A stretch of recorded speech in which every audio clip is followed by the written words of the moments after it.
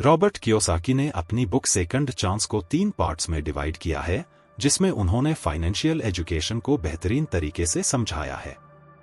Robert ने अपनी शुरुआत पास्ट या बीते कल से की, जिसमें उन्होंने एक पुराने दोस्त को मिलने के लिए बुलाया, जिससे कई दिन से उनकी मुलाकात नहीं हो सकी थी। लेकिन अपने दोस्त से मिलकर उन्हें बहुत ज्यादा झटका लगा, क्योंकि वह अभी स्टारबक्स में काम कर रहा था।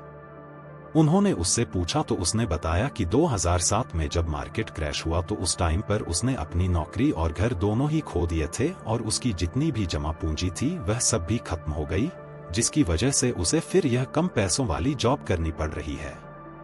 इस बात को उन्होंने अपनी किताब में इसलिए शामिल किया क्योंकि वह यह बताना चाहते थे कि लाइफ में कभी भी कैसी भी सिचुएशन आ सकती है, इसलिए आपको इस सच्चाई से मुंह नहीं मोड़ना चाहिए। नमस्कार दोस्तों, स्वागत है आपका बुक ऑफ वर्ल्ड में।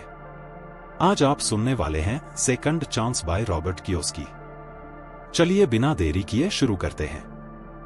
स्कूल एजुकेशन को लेकर एक पुरानी सोच बनी हुई है कि वहां पर पढ़ाई लिखाई करके आप फाइनेंस के एक्सपर्ट बन सकते हैं, तो यह पूरी तरह से गलत है। ऐसा इसलिए है क्योंकि जब भी कोई स्टूडेंट स्कूल में या फिर कॉलेज में एजुकेशन हासिल करता है तो वह पढ़ाई असल जिंदगी से पूरी तरह से अलग होती है। तो इसलिए राइटर कहते हैं कि आपकी असली पढ़ाई तो उस टाइम पर शुरू होती है जब आप अपना स्कूल या कॉलेज छोड़ देते हैं, क्योंकि तब आप एक प्रैक्टिकल लाइफ में एंटर करते हैं। तो इसलिए जब एक स्टूडेंट अपनी एजुकेशन पूरी करके स्कूल छोड़ता है तो उस टाइम उसके पास फाइनेंशियल एजुकेशन बिल्कुल भी नहीं होती, क्योंकि स्कूल्स में यह एजुकेशन दी ही नहीं जाती, जिसकी वजह से उसके पास जीरो नॉलेज होती है। लेकिन उसे एक रियल वर्ल्ड को फेस करना होता है और फिर इसीलिए वह फाइनेंशियली तौर पर फेल हो जाता है। और ऐसा अमेरिका में ही नहीं बल्कि पूरी दुनिया का एजुकेशन सिस्टम ऐसा ही है। नॉलेज बहुत जरूरी है। रॉबर्ट कहते हैं कि आज के दौर में जिस इंसान के पास नॉलेज है वही कामयाब है, और नॉलेज आती है इंफॉर्मेशन और एजुकेशन से।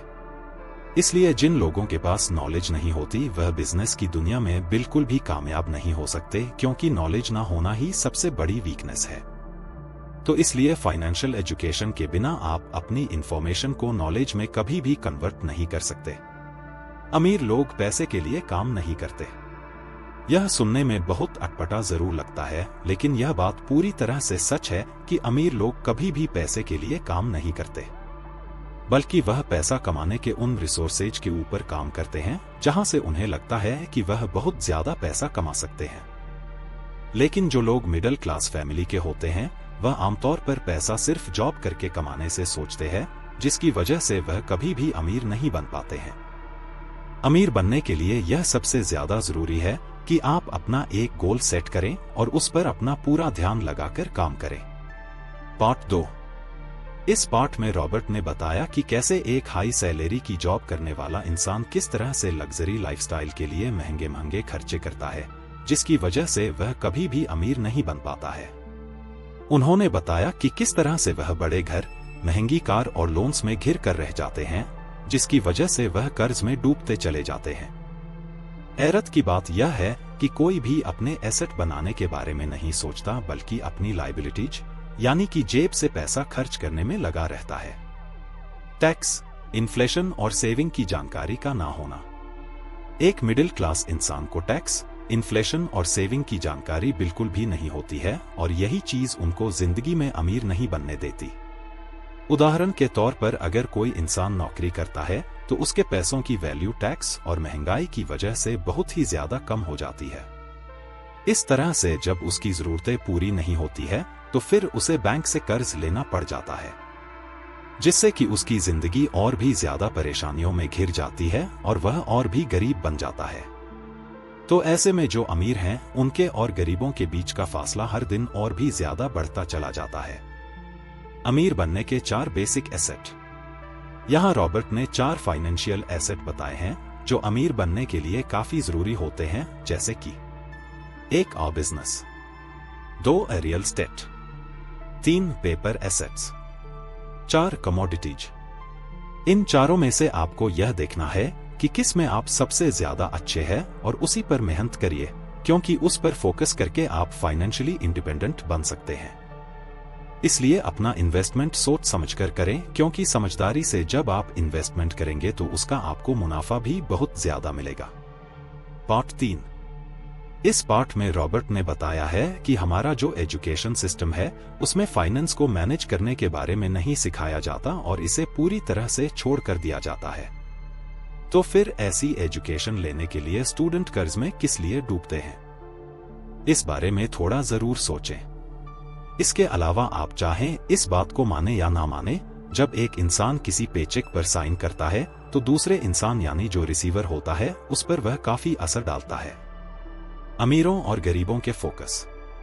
उसके बाद रॉबर्ट ने रीडर्स को यह समझाने की कोशिश की है कि जो गरीब लोग होते हैं उनके फोकस क्या है और अमीरों के फोकस क्या होते हैं। गरीब लोगों के फोकस आमतौर पर गरीब लोगों का फोकस पैसे को बचाने पर होता है, जिसकी वजह से वह लगातार अपने खर्चों को कम करने में लगे रहते हैं, लेकिन फिर भी इतना पैसा जोड़ नहीं पाते जितना वो जोड़ना चाहते हैं। अमीर लोगों का फोकस वही जो अमीर लोग होते हैं, वह हमेशा अपने एसेट्स बनाने में अपना फोकस रखते हैं।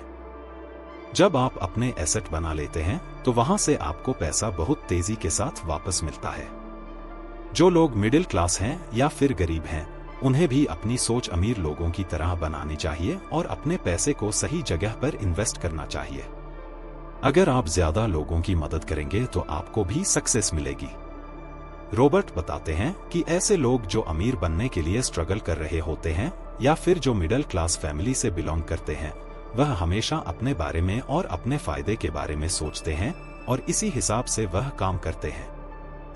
जबकि अमीर बनने के लिए अगर आप ज्यादा लोगों की मदद करेंगे तो उससे आपको भी कामयाबी मिलती है। इसलिए कोई ऐसा काम करना चाहिए जिसके करने से ज्यादा लोगों की मदद की जा सके।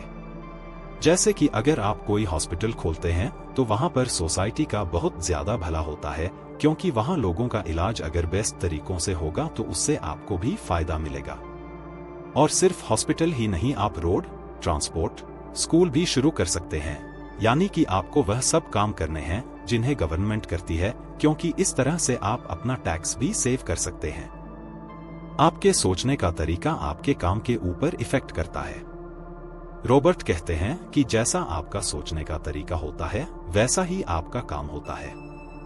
जैसे कि अगर आप किसी काम को कहते हैं कि मैं यह नहीं कर सकता, तो उसकी जगह आप यह भी कह सकते हैं कि मैं यह काम कैसे कर सकता हूं।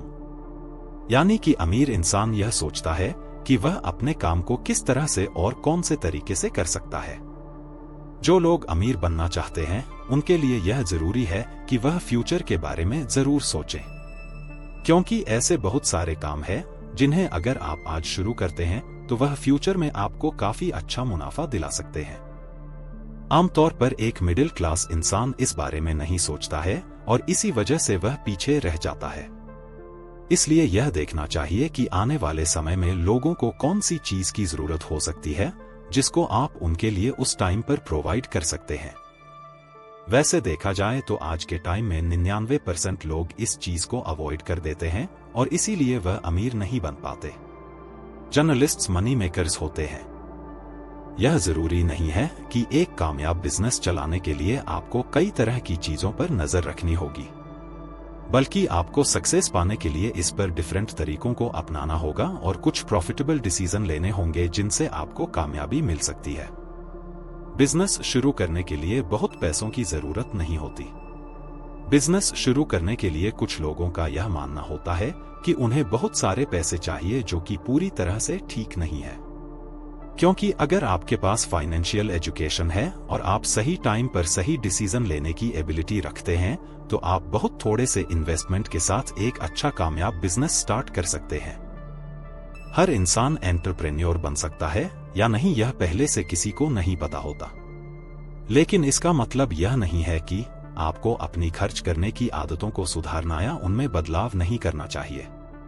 यकीन मानिए, जब आप अपने खर्च करने की आदतों को बदल लेंगे तो यह आपकी फाइनेंशियल सिचुएशन पर बहुत ज्यादा इफेक्ट डालेगा। इसमें कोई शक नहीं कि सेकंड चांस बुक एक बहुत ही बेहतरीन किताब है, जिसको अगर आप पढ़ेंगे या सुनेंगे तो आपकी जिंदगी काफी बदल सकती है। मिलते हैं एक नई समरी के साथ, तब तक के लिए धन्यवाद।